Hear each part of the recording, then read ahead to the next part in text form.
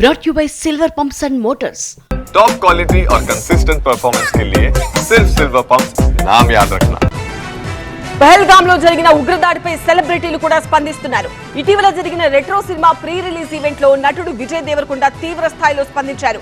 భారత్ పై దాడులకు పాల్పడుతున్న పాకిస్తాన్ కు ఆ దేశ ప్రజలే బుద్ధి చెప్పే రోజులు రాబోతున్నాయన్నారు.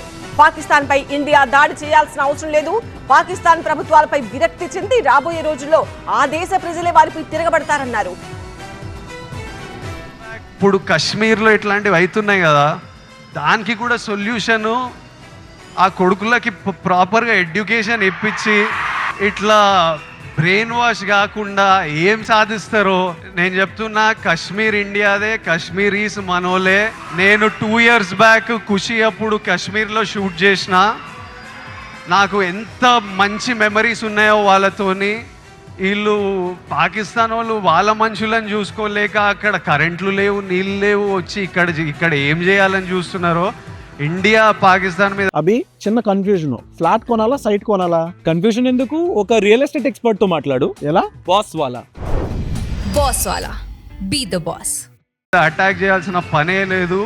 పాకిస్తాన్ వాళ్ళకే విరక్తి వచ్చి వాళ్ళ గవర్నమెంట్ మీద అటాక్ చేస్తారు. ఇట్లనే కంటిన్యూ అయితే అసలు 500 years బ్యాక్ ట్రైబల్స్ కొట్టుకున్నట్టు వీళ్ళు బుద్ధి లేకుండా, మినిమం కామన్ సెన్స్ లేకుండా చేసే పనులు. We should stand united as people, love each other. India, as people, we need to always move forward, stay united. Education is super key.